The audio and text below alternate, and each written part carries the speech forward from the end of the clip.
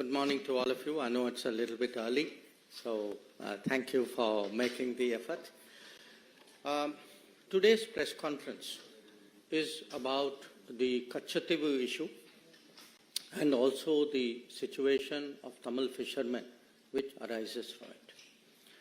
Now, maybe all of you may not be completely familiar with Katchatheevu, the whole problem. So let me first explain what the issue is, and then I want to tell you today what has really transpired, which has created the issue, and why that issue is today relevant to all of us. Why are we debating it today? In 1974, India and Sri Lanka, in June 1974, concluded an agreement where they drew their maritime boundary. And in drawing the maritime boundary, Katchatheevu was put on the Sri Lankan side of the boundary. This agreement of 1974 had three other clauses. One clause which said that each country shall have sovereignty and exclusive jurisdiction and control over the waters.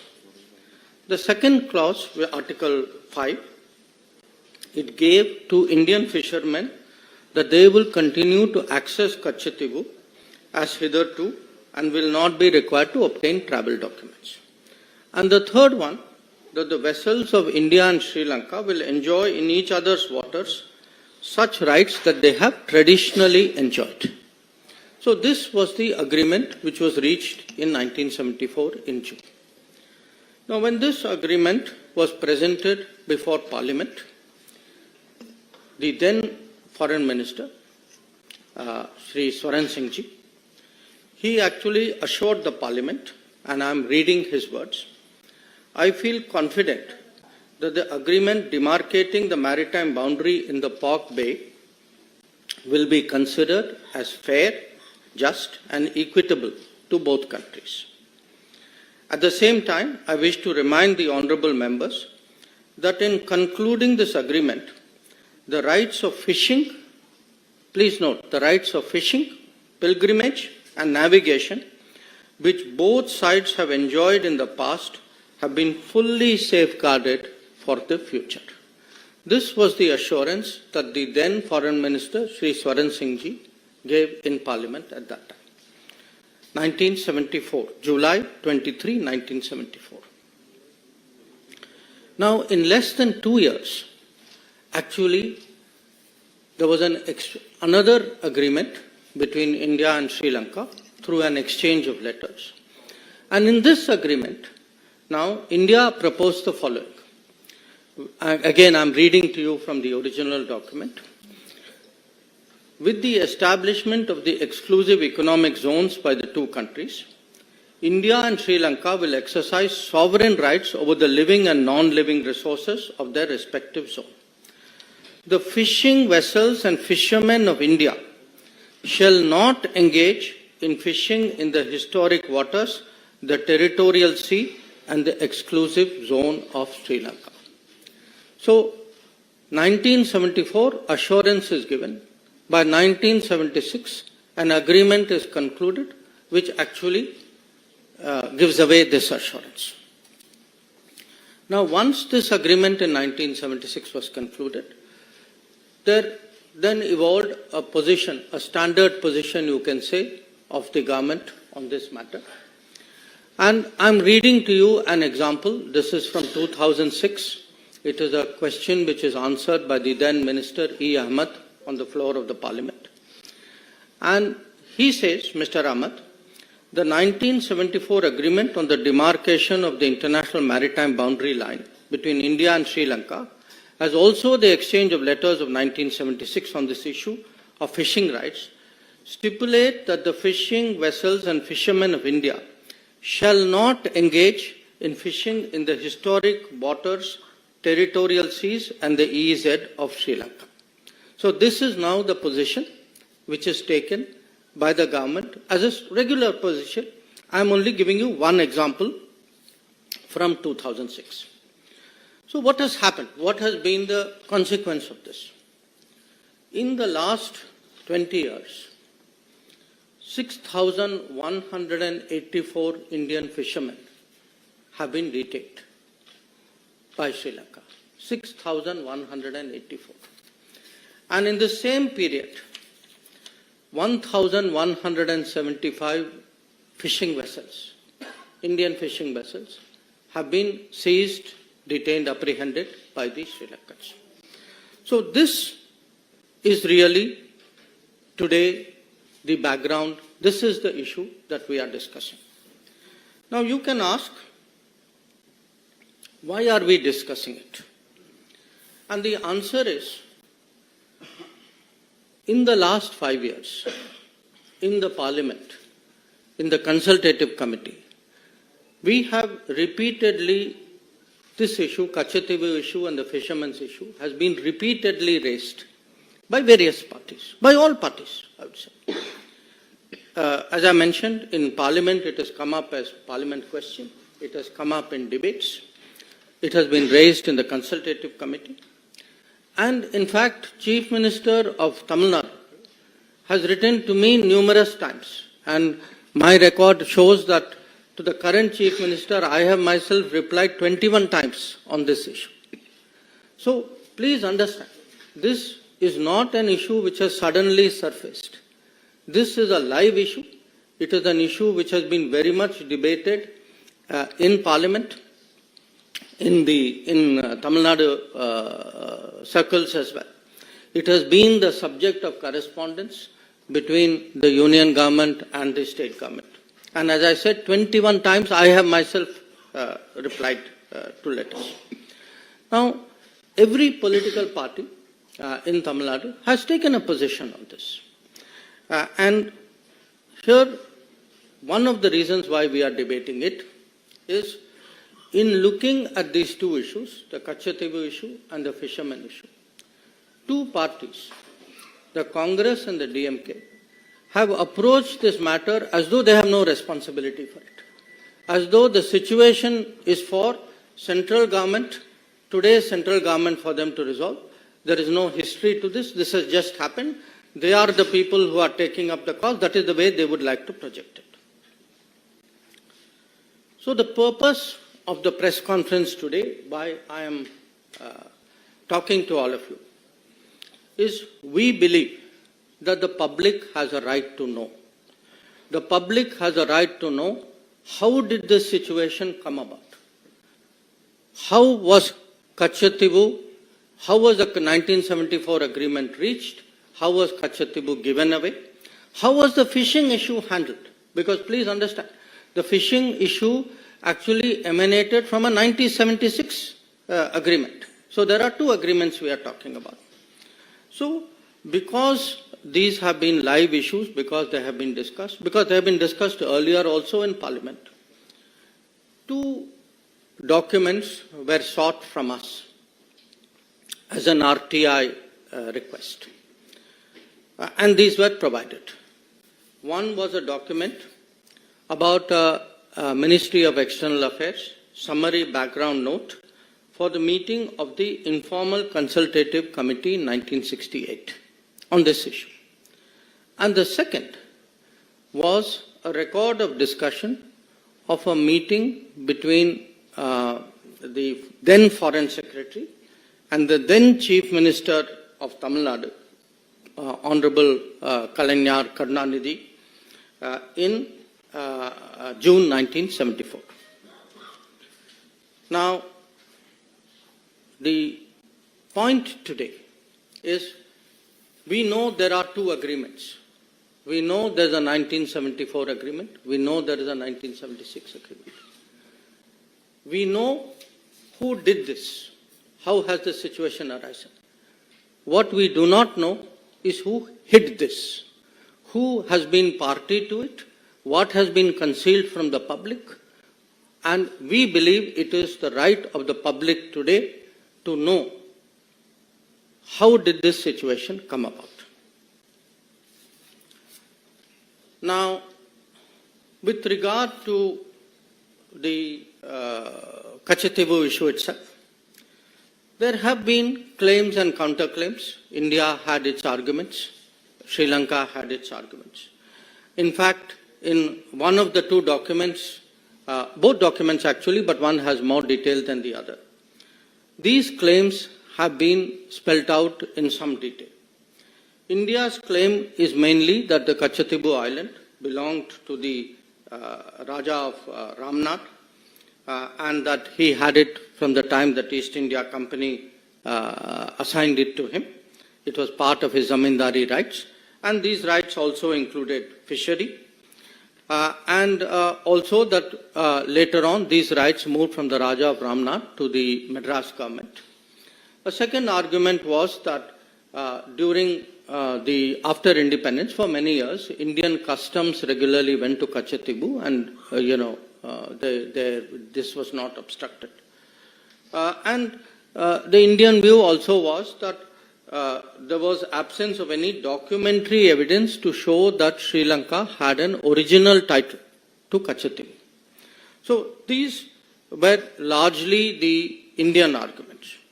The Sri Lankan argument, which also this document, which has been obtained under RTI, has released, was that according to them, they have records which go back to the 17th century, and that they also feel there were some conferences where which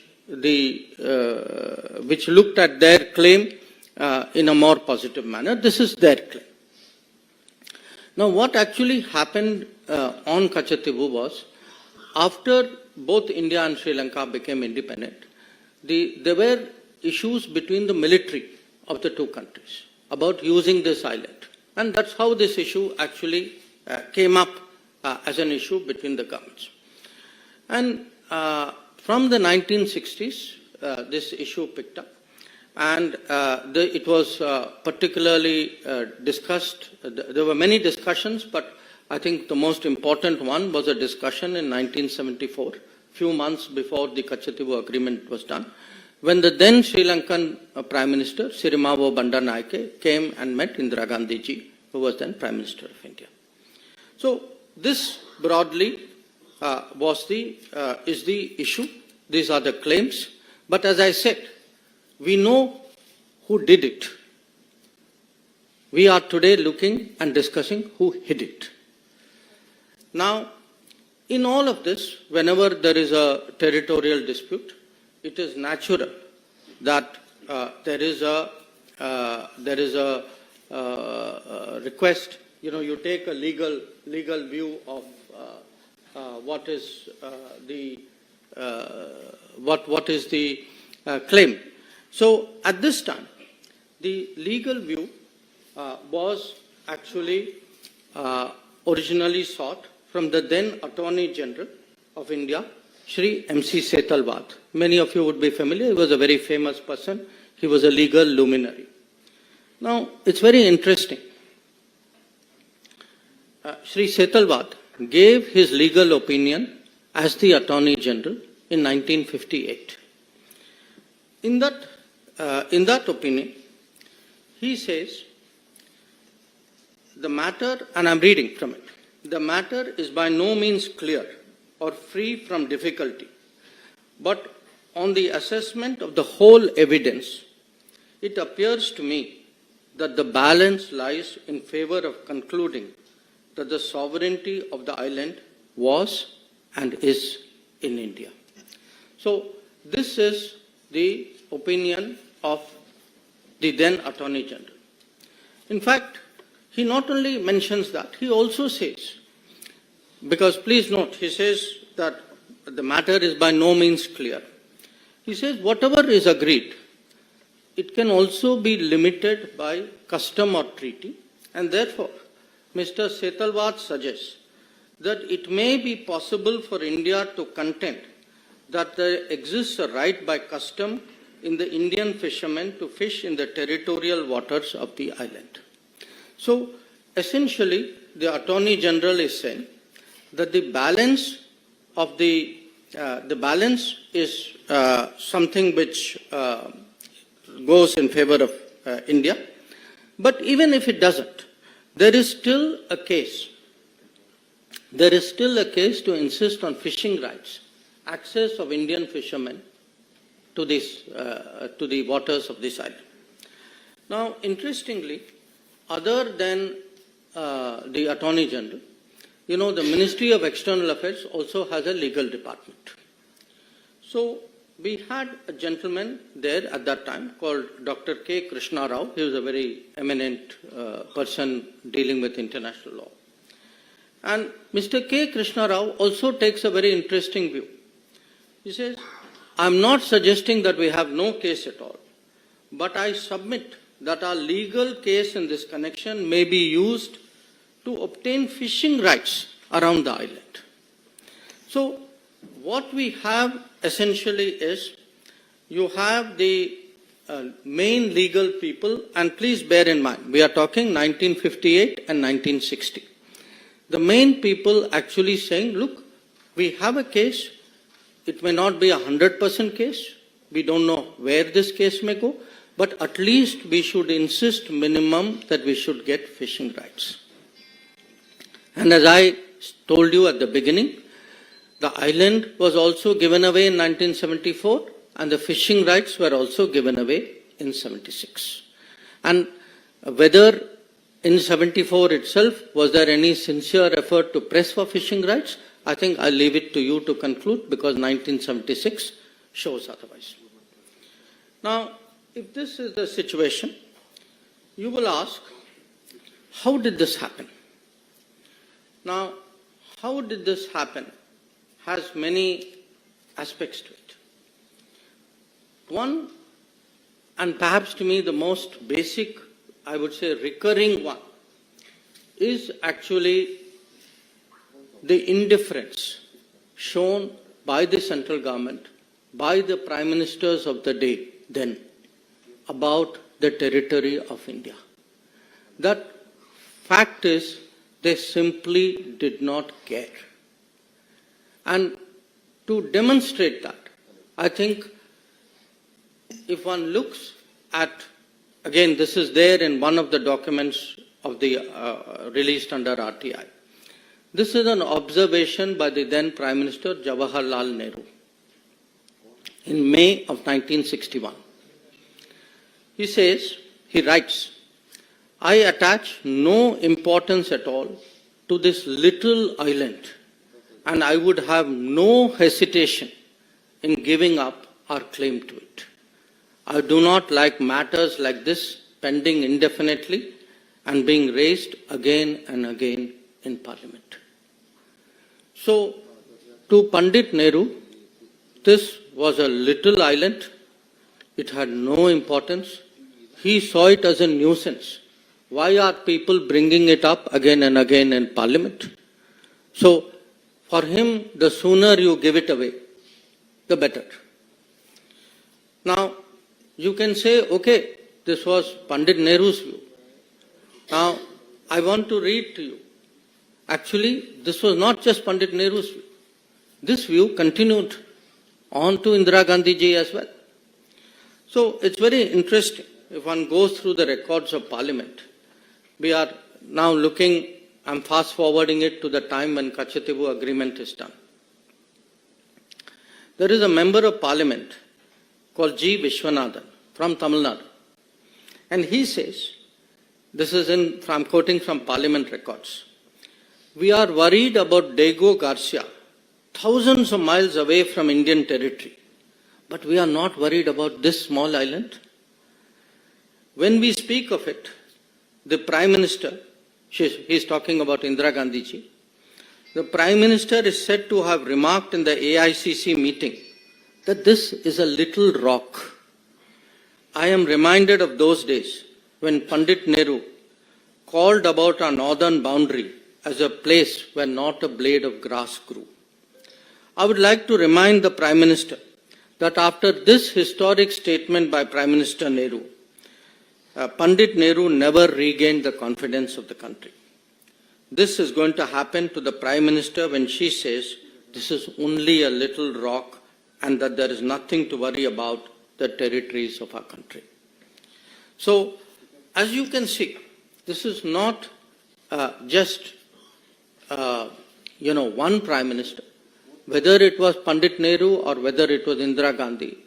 This very dismissive attitude this little rock, this small island of no importance.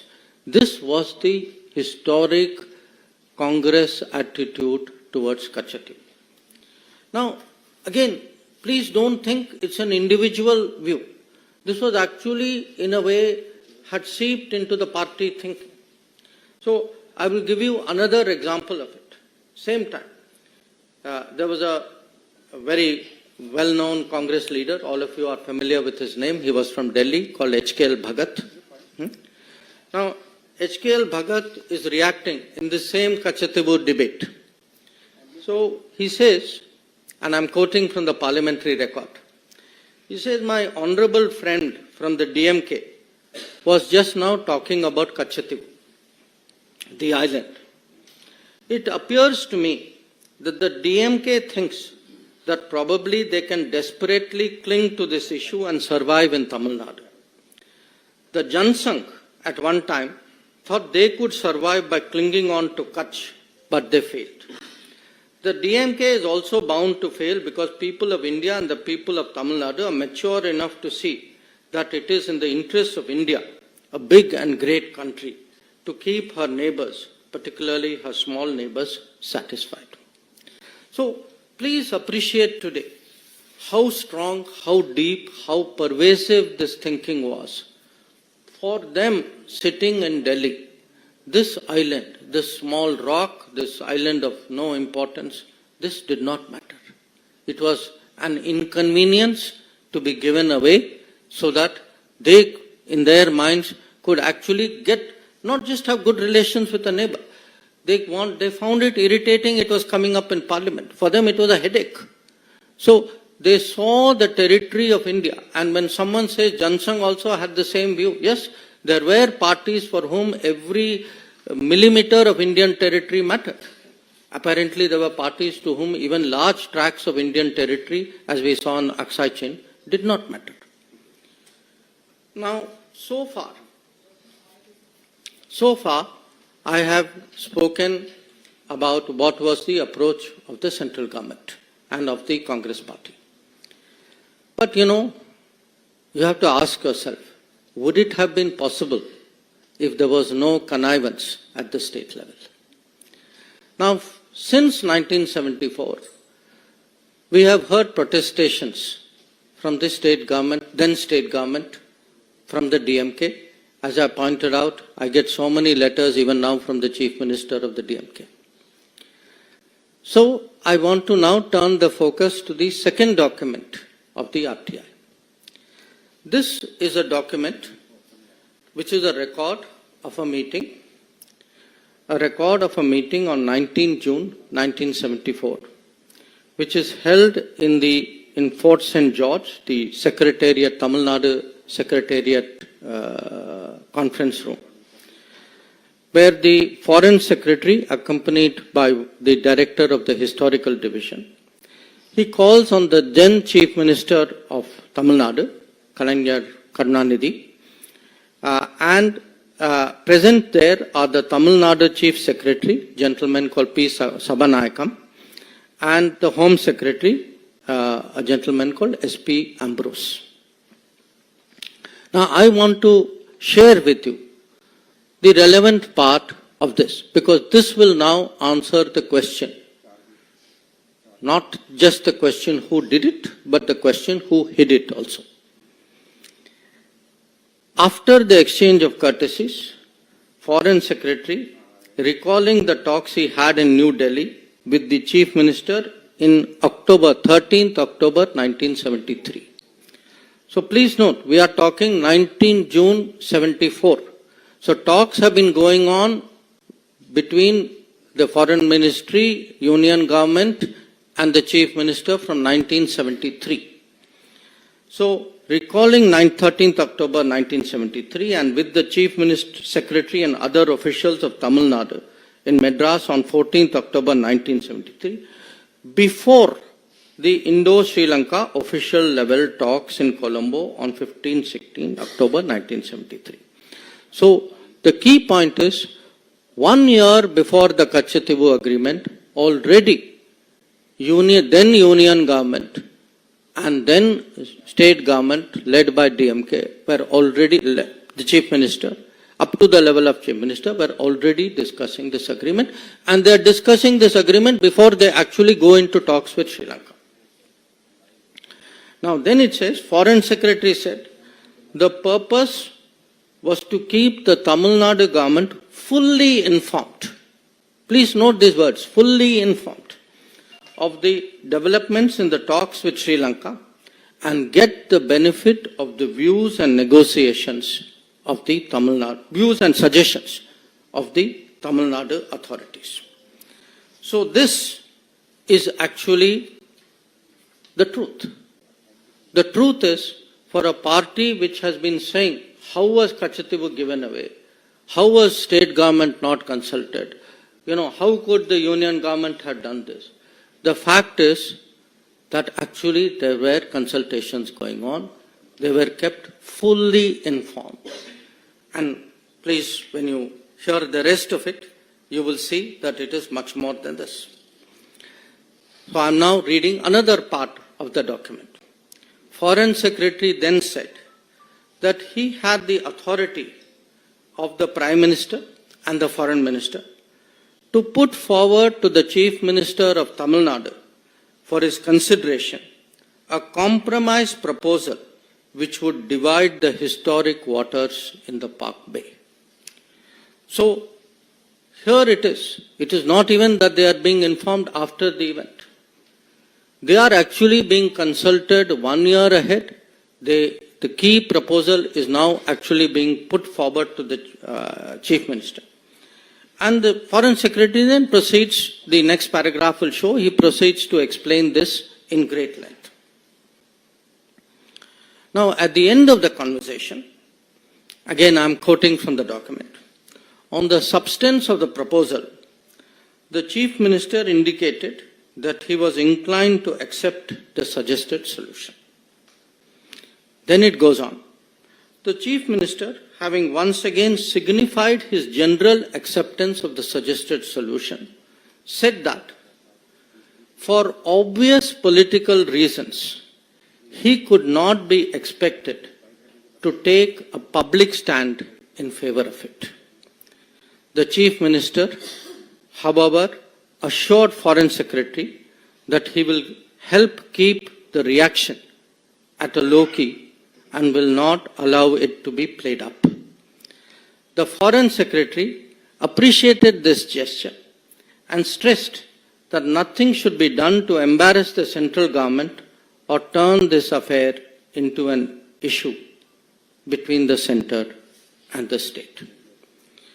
So, the fact is, we know today actually not just who did it, but also who hid it, who were all the parties who were responsible for the 1974 Katchatheevu agreement. Also, how the fishing rights were terminated in 1976. So, if we have today a situation, as I shared with all of you, that in the last 20 years, if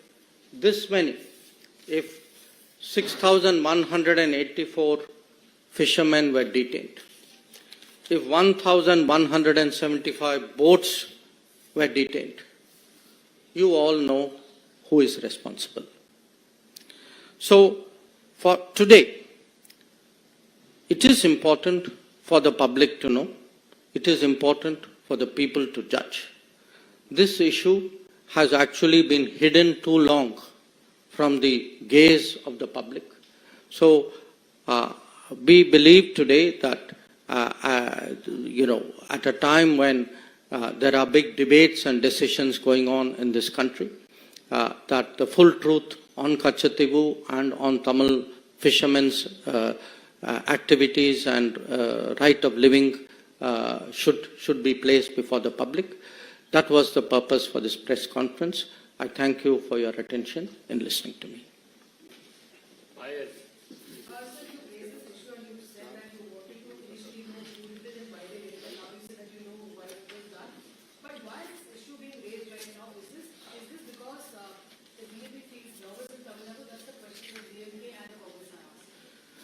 Payal, no, I don't think it is a question of feeling nervous. On the contrary, I think anybody who has seen the Prime Minister's road shows will see the upsurge and the enthusiasm in Tamil Nadu. It is being raised because it has been very much a public issue. I mean, as I said, look, 5 years. I myself have written 21 times to the Chief Minister Stalin of Tamil Nadu. Every meeting, please look at the parliament records. You know, anything, there was a discussion even on anti-piracy legislation. The DMK members stood up immediately and said, Katchatheevu, Tamil Nadu fishermen, we support it.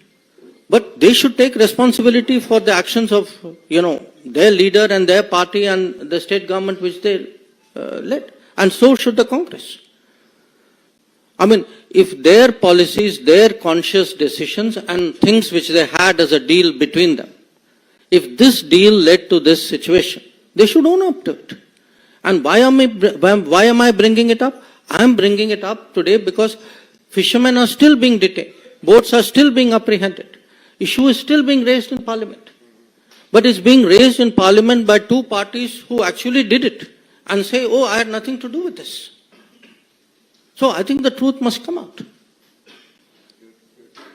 Deepika Rathod, please. Deepika Rathod. No, sorry, your question is on this topic? Let me take the question on the topic. As you said, in the last 20 years, many fishermen are arrested and boats are seized.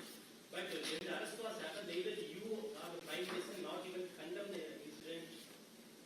No. Excuse me. Whenever there was an arrest, how do you think the people got released? They got released due to our efforts. I have myself, Prime Minister has taken it up with the President of Sri Lanka, with the Prime Minister of Sri Lanka. I have taken it up with my counterparts. Our embassy is working on it. So, it's very good to give statements from Chennai. The people who do the work are us. And we are doing the work because of a situation which people in Chennai and then people in Delhi put us into. So this is not a question of condemning it. We are the people who get the fishermen released. We are the people who got the boats back. So let's get the record straight. So please.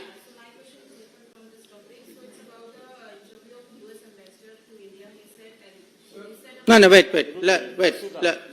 First, let's take questions on this topic. Basudha. Congress party has also said the 1974 agreement led to dignified rehabilitation of 60,000 Sri Lankan Tamils. Is there any truth to that statement? I think if you look at the 1974 agreement, that agreement there's nothing in that agreement which shows that there is any other benefit other than what is there in the agreement. See, what is very troubling?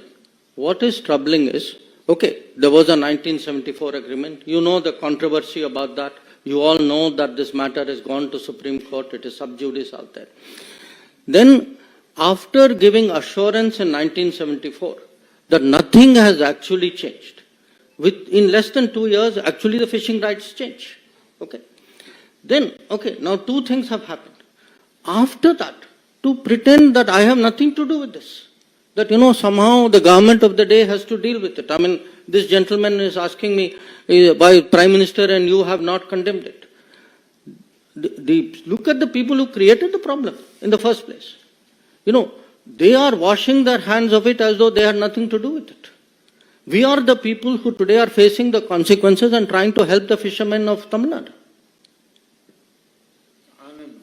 Sir, the economic impact, almost 50 years, 48 years to be precise, since actually this happened, this deal was signed. What has been the economic impact? And you have already talked about the boats and the people there who have been arrested and taken out of the prison from that issue. See, what has happened is these agreements have been done. Okay? The result of these agreements today is a situation which is a source of great concern. Okay. Now, what is important for people to know is how did this situation come about? who is responsible for it, so that we can now find solutions. We have to find a solution. We have to find a solution to the livelihood pressures on Tamil Nadu fishermen. We have to find it. Obviously, it has to be something that we'll have to sit down and work out with the Sri Lankan government as well. And in fact, we have made great efforts. On the contrary, we have tried to, this government has tried to support them through various schemes by giving them, support for longliners, which will take them further away into the sea, by trying to support the fishing industry out there, by trying, wherever there is an apprehension, by working out procedures and getting them back. So we have given, 100% support and more for the fishermen. But somewhere we have to be honest about how this situation came about. And I think particularly because people are politically posturing. The same people who connived at all this are today standing up and trying to pretend to be champions of this fishermen. Anand Pandit, TV9.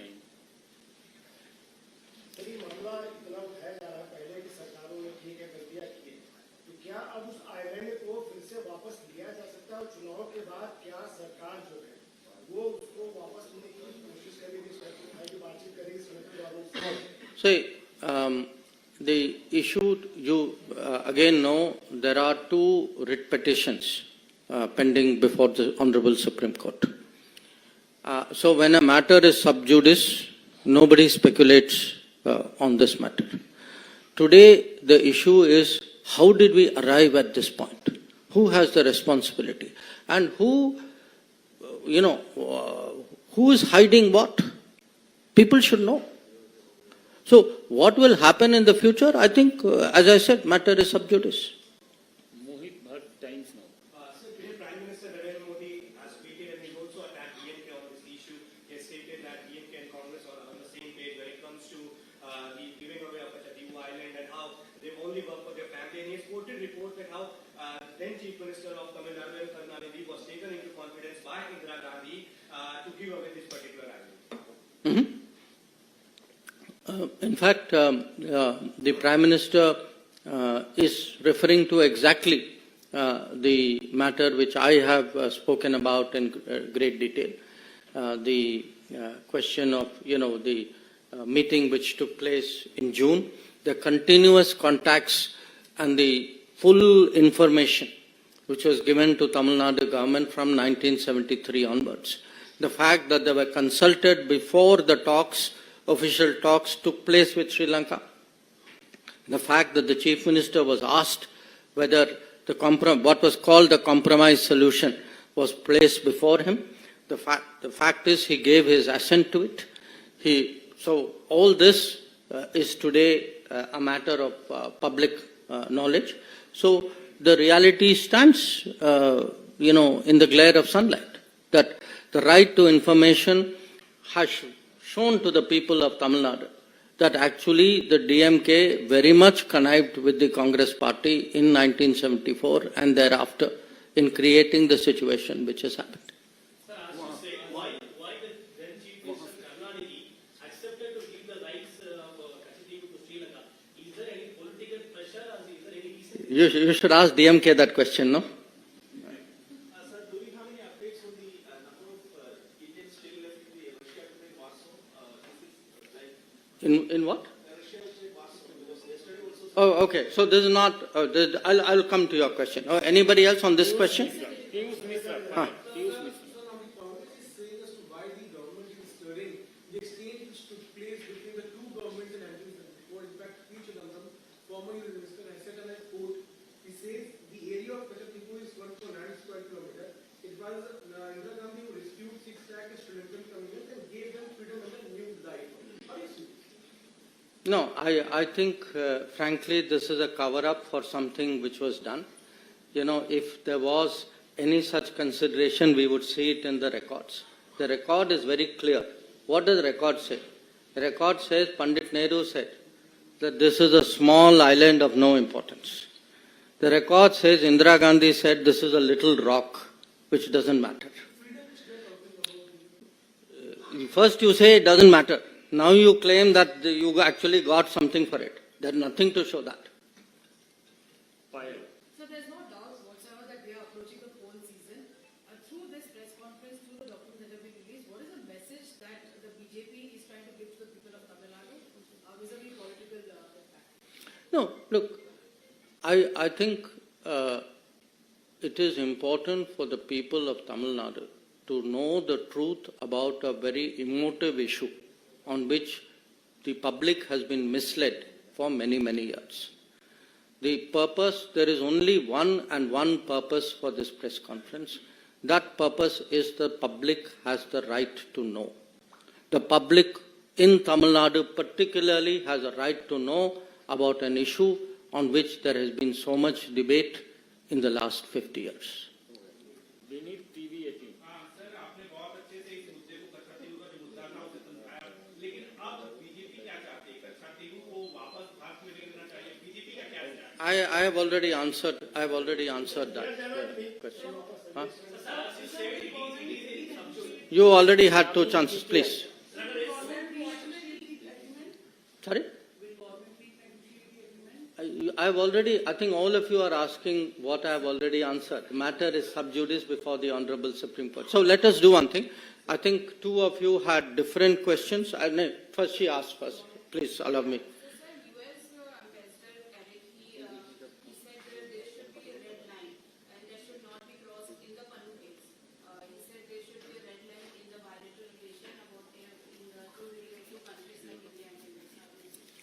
See, the U.S. ambassador, as an ambassador, obviously will say what he thinks is the thinking of his government or the position of his government.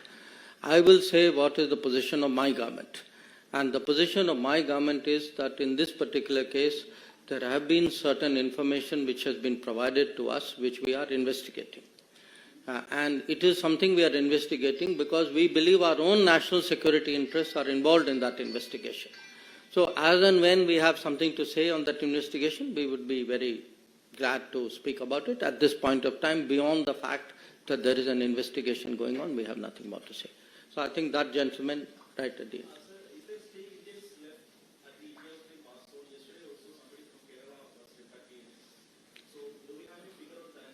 You know, I had the Ukrainian foreign minister in Delhi just 3 days ago. And my understanding is, yes, there are some Indians, there are some people who are working there, some people who are studying there. There are different people who are doing different things. So there are some people who have chosen to go back. Again, I want to say, we had given advisories asking people not to put themselves at risk. I mean, that is our duty as a government. But there are people who have chosen to go back. But if there is any situation, see, the Modi Sarkar, through its entire record, wherever any Indian is under any trouble, we have always made it a point to ensure their security. So if there is somebody in a situation, my advice would be they should reach out to the embassy, and I'm sure the embassy would respond. Sorry? Yeah, I'll end with that.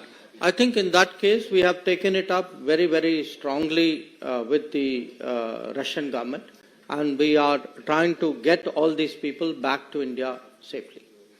Sir, the ambassador also said in the same interview about the 1 minute. amount of resources. You know, the MES spokesman does his weekly press conference. Please let him earn his salary also. So I think today the purpose of my press conference was on one issue. And once again, I thank you all for making the effort to come in the morning.